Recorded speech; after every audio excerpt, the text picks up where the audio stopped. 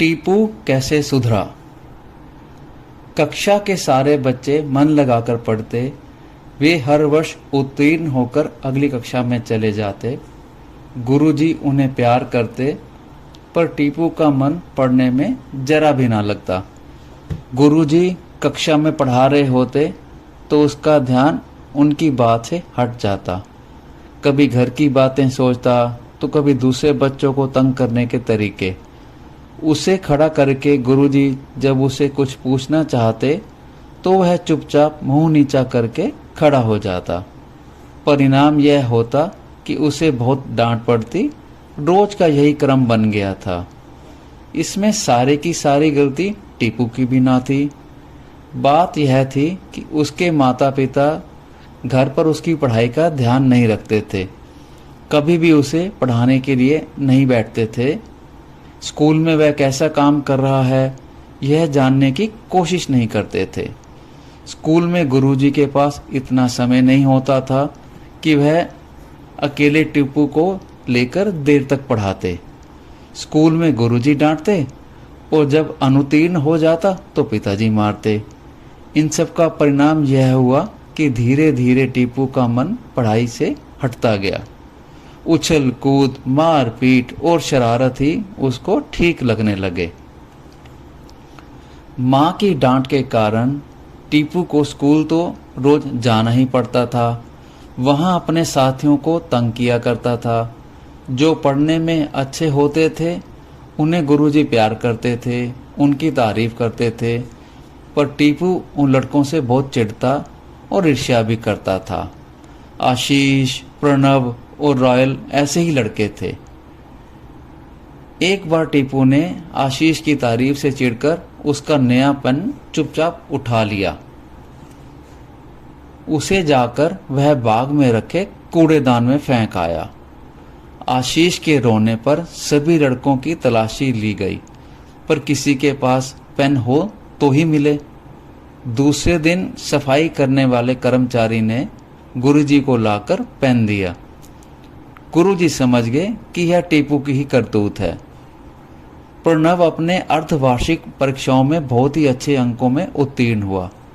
गुरुजी इतने प्रसन्न हुए कि उन्होंने प्रणव को अपनी ओर से मिठाई खिलाने की बात कही। साथ ही टीपू की ओर मुंह करके बोले, और एक यह है टीपू महान, सभी विषय में 0 मिला है जनाब को। शर्म आनी चाहिए तुम्हें टीपू, कुछ तो सीखो प्रणव से। बस फिर क्या था, टीपू यह सुनकर तो मन ही मन चिढ़ गया। मैं ही सिखाऊंगा इसे तो सबक, उसने सोचा, पर मुंह से वह कुछ नहीं बोला। उसी दिन प्रणव के पिताजी उसके साथ टीपू के घर आए। उन्होंने वहां बड़े गर्व से बताया कि उनका बेटा कितने अच्छे मार्क में उत्तीर्ण हुआ है। और टीपू बेटे, तुम्हारे अंक कैसे आए? उन्होंने टीपू की ओर देखकर पूछा। वह तो नालायक है, क्या पढ़ेगा लिखेगा, बड़ा होकर घास ही बेचेगा। यह स्कूल जाने लायक नहीं है, माता पिता का नाम बदनाम करना है, यह तो बस इस योग्य है। कहते हुए टीपू के पिताजी ने उसके गालों पर कसकर तमाचे लगाने शुरू कर दिए। अरे अरे, यह क्या करते हैं आप? बच्चा मार से नहीं प्यार से ही सुधर सकता है, प्रणव के पिताजी ने कहा, और बड़ी ही मुश्किल से टीपू के पिता को पिटाई करने से रोका। मार अपमान से तिलमिला उठा टीपू। पिताजी अकेले में उसकी पिटाई करते तो उसे इतना बुरा ना लगता। अपने इस अपमान के कारण भी उसने प्रणव को ही समझा और दांत पीसकर उससे बदला लेने का प्रण कर दिया। टीपू रात भर गुस्से में तिलमिलाता रहा। उसके शरारती दिमाग ने आव देखा ना ताव। उसने स्कूल चलते समय चुपचाप एक पैना ब्लेड भी अपने बस्ते में रख लिया। स्कूल में जाकर उस दिन वह प्रणव के पास वाली कुर्सी पर ही बैठा। प्रणव की आंख बचाकर उसकी मेज की दरार में चुपचाप ही वह ब्लेड घुसा दिया। ब्लेड ऊपर को थोड़ा सा निकला हुआ था। प्रणव ने आकर जैसे ही मेज पर हाथ रखा वह चीख उठा। ब्लेड अंदर तक उसके हाथ में घुस गया था। खून का फवारा बह उठा था। गुरुजी दौड़े हुए उसकी मेज तक आए। उन्होंने देखा कि मेज पर खून ही खून बिखरा हुआ है। अरे, यह कैसे हुआ? आश्चर्य से उनके मुंह से निकला। प्रणव ने रोते हुए मेज की ओर इशारा कर दिया। मेज में लगे हुए ब्लेड को देखकर भौहें चढ़ाकर गुरुजी बोले, किसने लगाया है ये? अब तक सभी बच्चे प्रणव की मेज के आसपास जुट आए थे।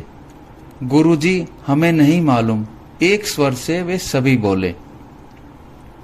गुरुजी की निगाह पास खड़े टीपू पर गई। मुझे नहीं मालूम, उसने बड़े ही उपेक्षा भाव से कहा और दूसरी ओर मुंह फिराकर खड़ा हो गया।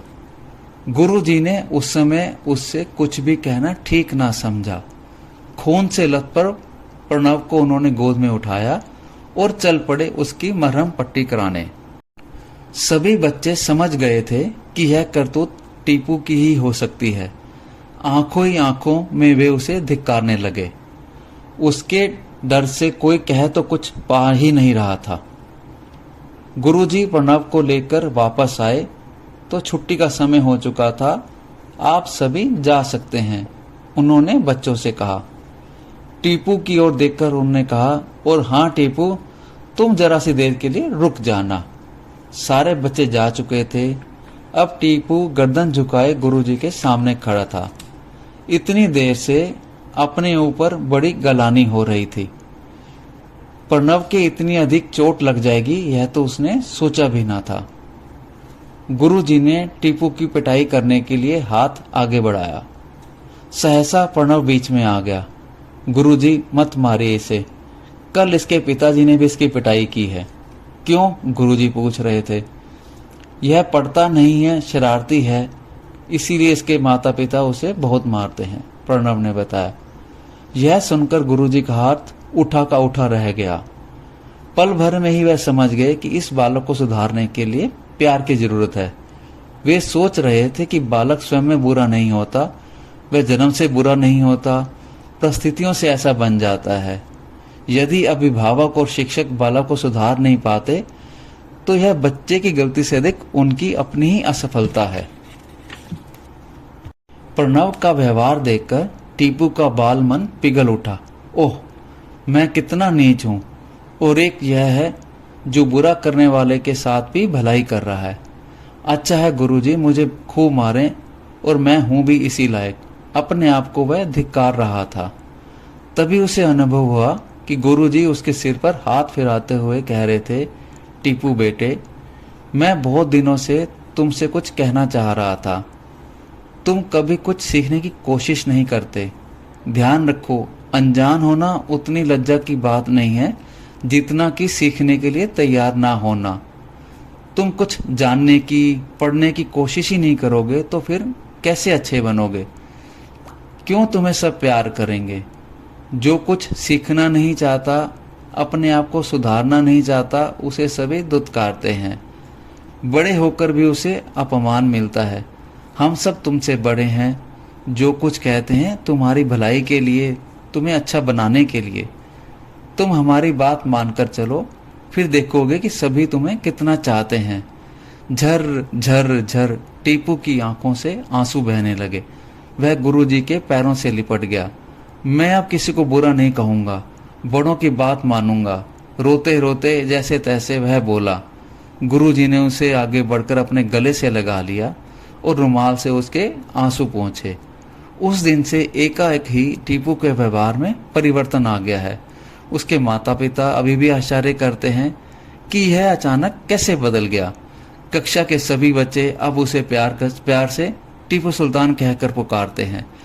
टीपू को भी उतनी खुशी कभी नहीं मिली जितनी कि अब मिलती है।